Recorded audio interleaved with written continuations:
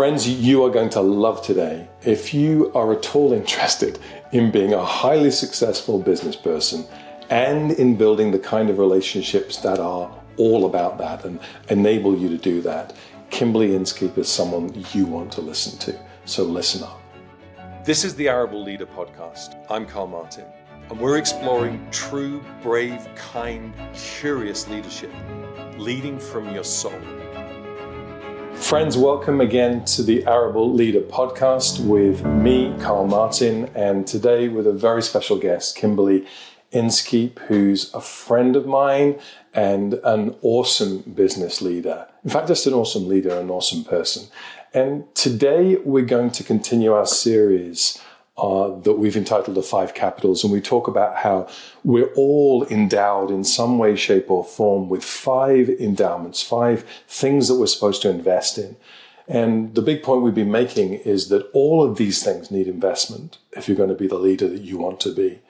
But the financial capital or money capital is, for many people, the biggest form of capital, but for us, perhaps the least. We're supposed to get money so that we might invest in our health and in our smarts and in our relationships. And I'm really excited today to talk about relationships and talk about relationships in the context of business, because I think relationships are one of the permanent capitals, the things that we're supposed to invest upwards into.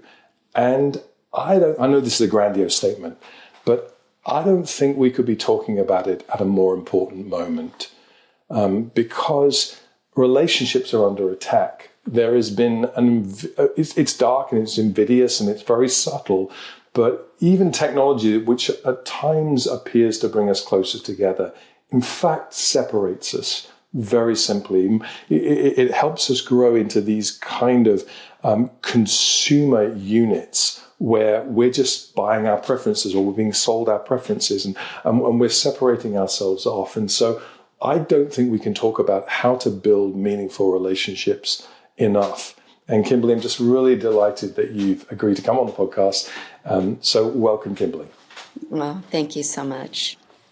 I couldn't agree with you more. Thank you. Well, Kimberly, you are the founder of Cabi, and you're now the founder of a business called Foxtail. Tell us just a little bit about Cabi and Foxtail for those who are listening who don't know.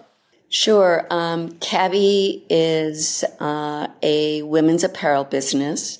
However, it was started for the purpose of really giving women an opportunity to work a different way, shop a different way, but through the filter or through the experience of building relationships. So to your point, our whole mantra from almost day one of building that business 24 years ago was to affect lives through relationship. And so everything we did was about training women how to serve rather than sell, to be transformational rather than transactional, and to collaborate rather than compete. So everything was grounded in building authentic relationship. I saw a need in our world for all the reasons that you just said, and thought about who is the target population that we could do an intervention with and help teach them to build relationship and make a difference in the world around us. And I felt like it would be young people, and specifically, given that I have tended to work in the women's apparel business, I thought young girls. And so that's why we started Finding Foxtail, was to really help young girls think about what it is that undergirds their sense of confidence, and that it is the ability to build true, authentic friendship. Wow, that's so important. I have 4 daughters, you have a daughter. And so we've got some experience of trying to help them grow in building those kind of relationships.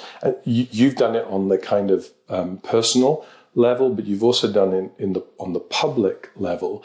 What do you think are the keys to building the kind of business relationships that make the phrases you just use not just phrases, they're real things where people really interact and connect. This is something actually I probably sensed going into building these businesses along with others. But I've learned, like it's been confirmed and deepened and actually learned that building relationships starts by really holding two almost opposing or seemingly opposing truths. And that is believing that there is inherent value in every person and that the intention should always be to help that person discover their value and help them flourish. But at the same time, recognizing we are all flawed. We are absolutely, every one of us, flawed human beings, and that everyone is on a journey of more or less self-awareness. Yeah. And the truth of number two cannot be diluted or cannot dilute number one. Yep. And it's easy to let happen. And if you want a lasting relationship, you need to understand everybody's on this journey. Yes. And so they may not always show up the way that you hope they show up, but remember, they are inherently a person of value. Mm-hmm. And there's a caveat to that, maybe another learning. You as if you hold those two, you have to realize you're not responsible for whether someone responds or not to your efforts to help them flourish.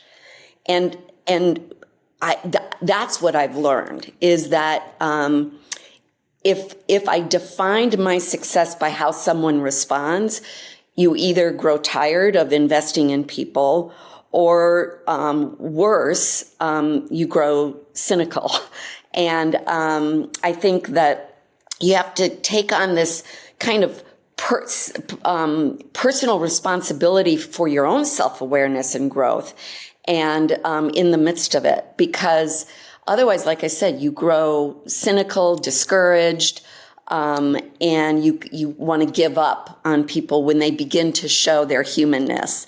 But to realize that everyone is a person of value, and your job as a leader is to help them flourish, and that they, like you, are on a journey of self-awareness. And whether or not they respond to your help is not, that should not define your commitment. So good. So take extreme responsibility for your stuff, address all issues in yourself, become self-aware, and then control the things you can control in others, influence the things you can influence in others, and accept people as human beings and don't try and be responsible for things you're not. Does that make sense?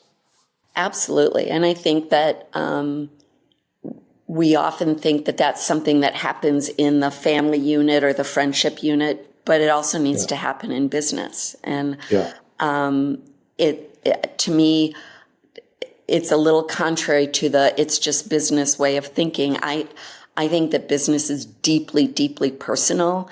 And the business environment, it's where we spend most of our waking hours and most of our adult years. And it's where we have the opportunity to ourselves experience some of the greatest refinement for ourselves if we're willing to show up every day in business in a deeply personal way. Yeah, I agree. I think, a number of the things that I discover as I go around working is that the binary delineation between home and work, that kind of work-life balance or the separation, this is business and this is personal, it's almost always unhelpful. You have to have boundaries, but the reality is your life is, you're a mix and a whole, and you can't divide yourself. And what you feel at home will come into work, and what you feel at work will come into home. And a mature response to it all is to say, I just need to be cognizant of what I'm doing and how I'm showing up, and not that weird separation where we divide ourselves. Mm-mm. Yeah, we are whole people. Totally. Well, yeah, sometimes we are. Sometimes we don't feel quite as whole. Well, maybe we need to think of ourselves as whole people.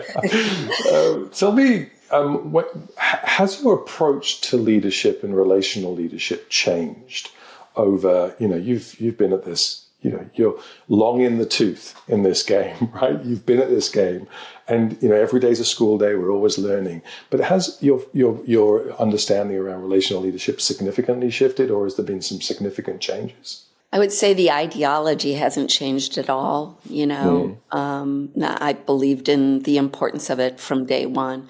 Maybe the execution has changed, evolved, and I'm sure have learned a lot. I think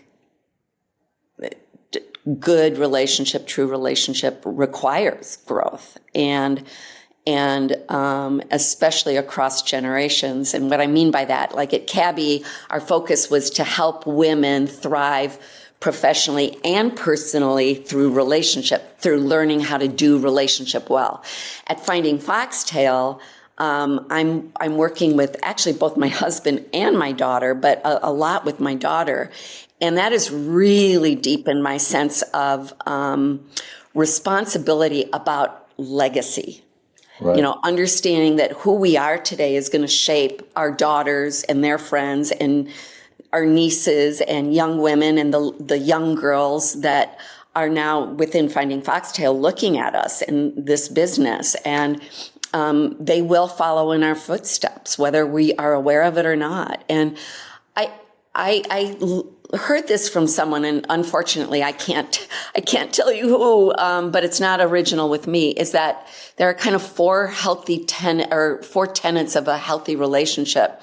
And the reason why this really stuck with me is it's so applied to business. And that is, self-awareness, empathy. Not everybody's able to be truly empathetic. Flexibility. Business requires a ton of flexibility and adaptability because the world is always changing. And those four things, are what allow you to navigate an ever-changing world. But then in Finding Foxtail, we're working cross-generationally. Yeah. And that requires even deeper work around those four things. My daughter and I are actually learning how to hold one another accountable to these four tenets. And there's kind of I think, a unique privilege that comes with being able to collaborate with family. Because you can either let patterns of the past define the way you operate and thereby define your future, or you can let what I call the deeply carved grooves in your brain be your default, because those are the things we default to. They are so well patterned. Or you can let one another, who hopefully loves you most and knows you best, you can let one another help you be more self-aware, more empathetic, more flexible, more adaptable. Who else is going to tell you the truth about those things than family? That's so brilliant and so apt for me because, as you know, my oldest daughter Lydia works with me, that is both the greatest joy and the biggest challenge, and those two things coexist together. Talk to me a little bit about trust, because one of the things that I've learned is that trust is truly the currency of teams. If there is not trust, or the moment you lose trust, you lose the dynamic of team. You lose the blessing and the ability of a team to function well. And you know that I talk a lot about trust as being, not binary. It's not that I trust you or don't trust you. It's how do I trust you? In what ways do I trust you? And I've got this thing that I've been working on recently where I've been saying, for the most part, if we grow up in relatively stable homes, our first experience of life is perfect trust. We trust everybody. We trust Father Christmas. We trust our parents. We trust that nothing bad's going to happen in the world. And then something does. Something disrupts our trust. And we move from trust being the paradigm to distrust and mistrust being the paradigm. We now don't know what we trust anymore. We don't trust things.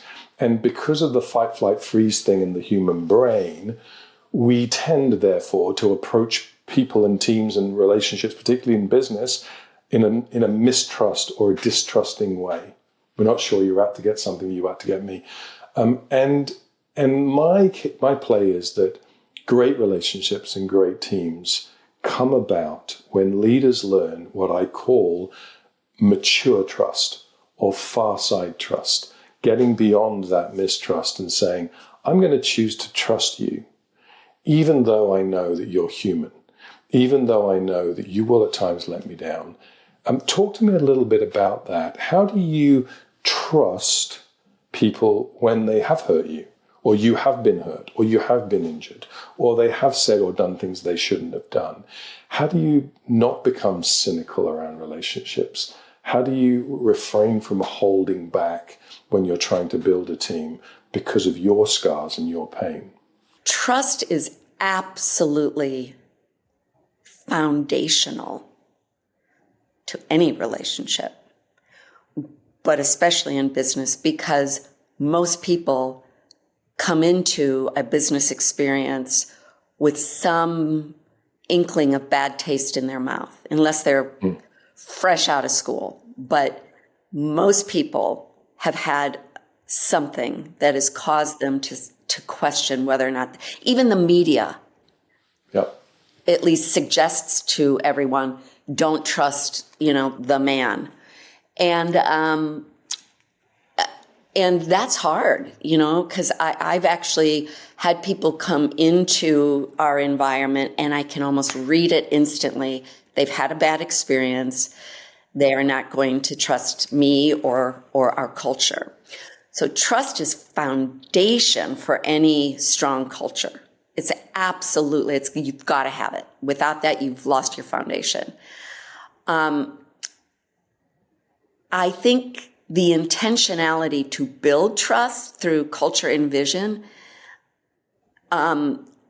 is witnessed by the people you work with through two things: your willingness to be consistently transparent, and not just in emergencies, but it's a pattern where you are consistently transparency, so that when emergencies do arise, people know that you're not suddenly being transparent because now you need something from them. But transparency is ever present. It's almost seen as your personality. Oh, he or she's a really transparent person. But again, like I said earlier, you can't take on the responsibility for whether or not people decide to trust you. If you know in your heart of hearts that you are genuinely bringing transparency, you can't take on, because then you second guess yourself, then you take on trying to fix their stuff, and then you lose fixing your stuff because you start reacting to their reactions. That's a downward cycle. So consistent transparency, always and ever present. Secondly, and this is a harder one, but wisdom. And truly, Karl, I think the word has kind of fallen out of circulation, at least among those who really value intellectual experience or prowess. It's like the word wisdom seems to now dumb you down if you use it. It's bizarre, but wisdom, I'm dumb to me, what's that? I'm dumb then because I use it all the time. Oh, but it's so important. It's the guiding force that helps one look beyond just the facts, look beyond the black and white rules. It helps one read between the lines and to understand those systemic contributing factors that are not always apparent. And when one operates through wisdom, they're more likely to make trustworthy decisions that people watch. And they're more likely to cultivate a culture of trust. Pause a second, because this is really important.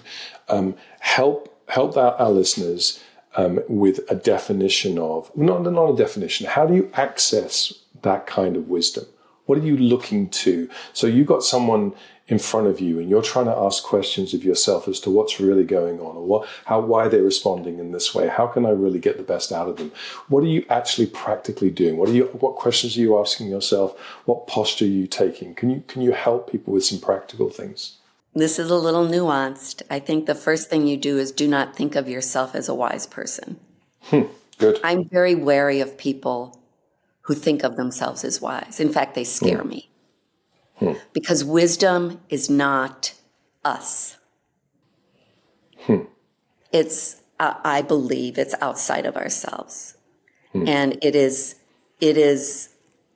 call it an essence, it is a value that must be sought after with a sense of almost fear that you could miss it if you think too highly of yourself. I agree. Yeah. And then almost the moment that you've got it and you think you've got it, you haven't got it. You miss the point. No, it's because you start thinking of yourself as this. Yep. Agreed. Yeah. So that's number one. And then I think, too, is there's kind of a timeless truth. I don't know. I don't care what philosopher you read or religious leader you read. There is a timeless truth that people who seek wisdom, like that it is something they thirst for, they seek, whether it's through counseling, whether it's through reading, whether it's through meditation or prayer or whatever one's path might be, but that they are seeking wisdom, they are going to have a higher awareness of the fact that there's something out. And so when they are looking for a wise decision or a wise solution, they're going to be drawing on something other than what I mentioned earlier, like the black and white rules or just the facts. They're going to be looking to read for something more. And I think it comes. Yeah, that's so good. Moving on, I mean, I'm not sure we should ever move on from wisdom, but moving on from wisdom for just a moment, I'm intrigued. You have a vast network of relationships, and there'll be, relationships and friendships are, as we've discussed before, of different kinds. Not all friendships are equal. But when you're looking to establish those kind of vital relationships and friendships within a team or within business, how do you know, Kimberly, which relationships are really worth investing in, and which relationships do you keep at a superficial level? Because there is a mass of superficial relationships in our world, and some which deserve us to go much deeper. How do you make decisions about which relationships you're supposed to pursue and dig into, and how do you go about that? Karl, it's so interesting you asked this, because when I was reading your recent book, you actually touched on something I've lived by for a long time. I call it something different, but first of all, I think every relationship is worth investing in. The biggest mistakes I think we make is jumping to a conclusion about someone before we have enough data points, and my greatest delights in life is remembering my first impression of someone, and because we all have them, and then realizing many weeks, months, years down the road that I was wrong, because I love being wrong.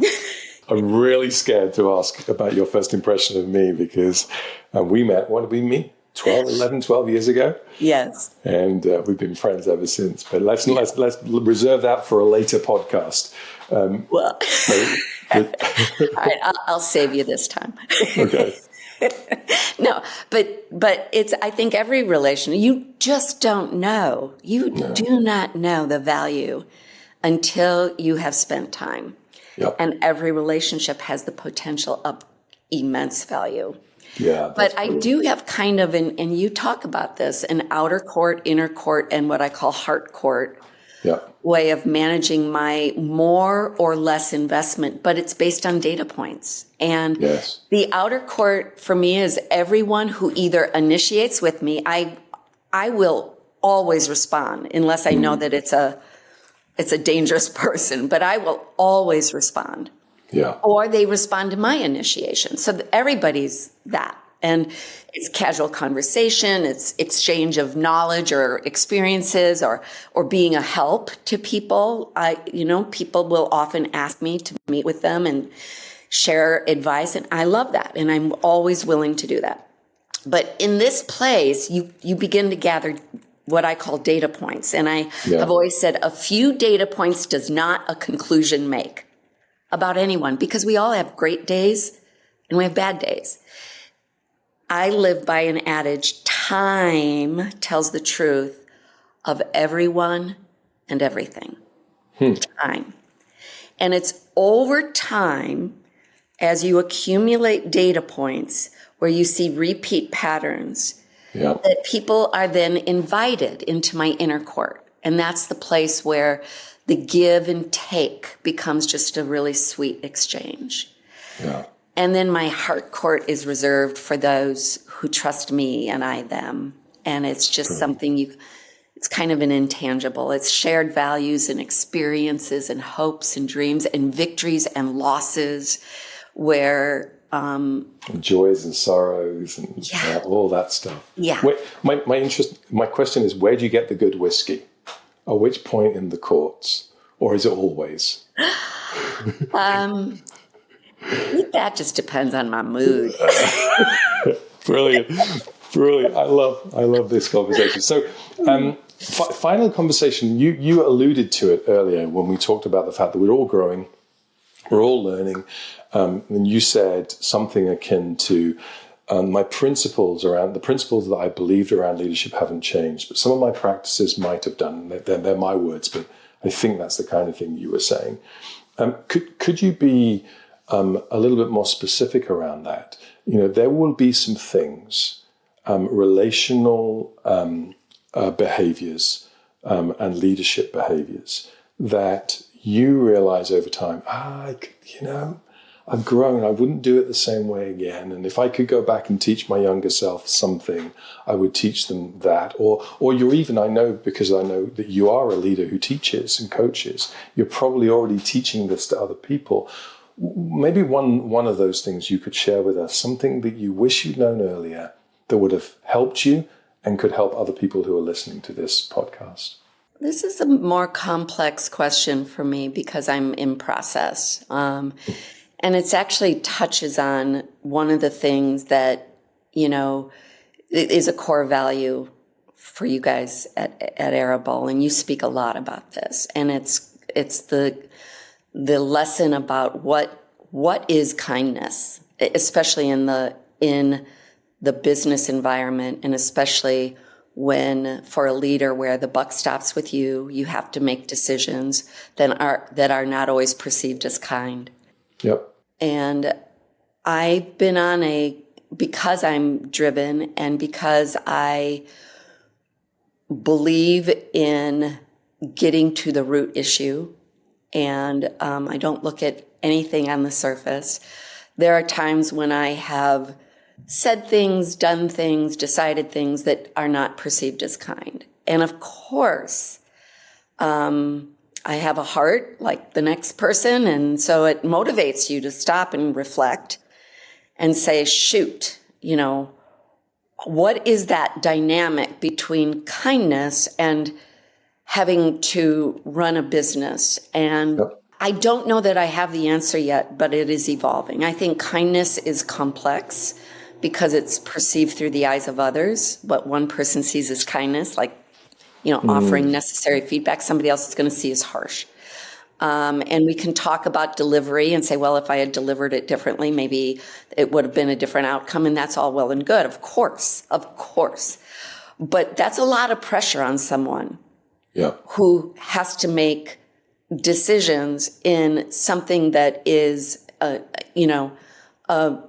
moving Mack truck. And, and you are subject to a lot of judgment about whether or not you did something just right. Yeah. And so the matter of kindness really goes to the heart. It's kind of, I said this recently to someone. I said, I feel like Sunday School 101 left me confused because somewhere along the line I learned be ye kind one to another or something like that. Yeah. And at the same time, do not judge lest ye be judged. And you feel judged all the time when you're in this role.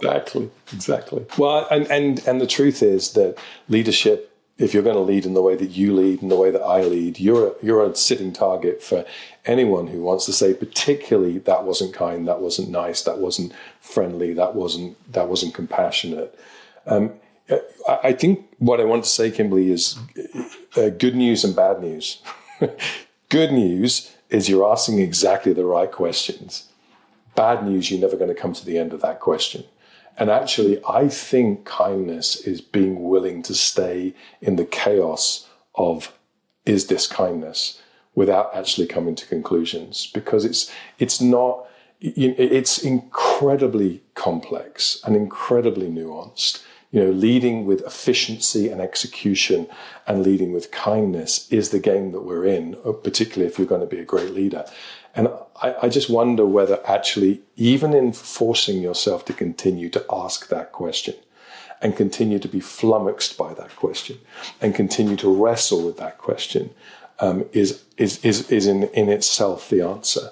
And just being willing to become comfortable with being uncomfortable in that situation, because otherwise you fall off to one side or the other, and that's really unhelpful. You don't build a great business, or you hurt people. No, absolutely. I mean, organizations that integrate kindness as a core value, which is what you are advocating, become the most resilient and I think ultimately most trustworthy and successful organizations. And it's why we built into Finding Foxtail, one of our core values is kind honesty, not just kindness, but kind honesty. In trying to your point, it's an ongoing quest. Of how do we offer honesty, which is kind, but do it through a kind, brilliant, way. Yeah. Kimberly, before we close, just give me like 1 minute, 2 minutes on your vision for Foxtail. I mean, I know we can look at it online, and I know that you talk about it in other places, but just give me a potted. What do you want to see happen through this? I mean, this business. I mean, you've been highly successful as a businesswoman and as a person. You would be forgiven for saying, do you know what? I've worked my butt off. For years and years, I've been successful. I'm going to put my feet up. I'm going to travel. I'm going to ski. I'm going to whatever I'm going to do. And no one would criticize you for that. But you've decided to almost launch again, to start again, because you believe in something. Give us just a minute on what you hope for Foxtail. We see a need, and we think we're able to meet it, and that usually makes for a great business. And there is something very much at heart for me. I have been deeply concerned about the health and well-being of our children, and I don't need to say much. Just say the word anxiety, and everybody knows what we're talking about. There is a suffering going on out there, and there are reasons. And I think what we are trying to do is to provide a different narrative, a different perspective, an aid to mom and dad in what we offer, how we offer, what we talk about, the values we espouse as they're packaged beautifully for children, and to provide something that mom and dad can use, that they have something else to choose from among all the other things that will really partner with them as they are trying to develop healthy, confident, generous, caring children. And so, yeah, we're trying to meet a need that I feel deeply committed to, and am really excited that I'm not just sitting back, but I'm going to have an opportunity to learn and grow more myself. So good. Well, we are behind you, encouraging you, shouting you on, and hopefully as partners with you in that. Kimberly, I'm trying to think of the word. I think the best word is rich. This has been rich. I always I always love talking with you, and some of our conversations are some of the highlights of my leadership learning, and being able to talk with you, learn from you, and be around you. So I'm grateful for you, and I know our listeners will be really grateful for the wisdom, and I mean that seriously, the wisdom that has come from just the conversation that you and I have had. Guys, if you were able to take just one nugget and apply it, because truth is truth, but applied truth that is applied makes a difference in this world. If you can just apply one thing, it could be a game changer for you. So thanks, Kimberly. Great talk. Thank you, Karl. You've been watching The Arable Leader with Karl Martin. Subscribe for more episodes with great leaders, and you can also listen to The Arable Leader wherever you get your podcasts. For more resources for leading in a healthy way, visit arableco.com and check out Karl's new book, The Cave, the Road, the Table, and the Fire: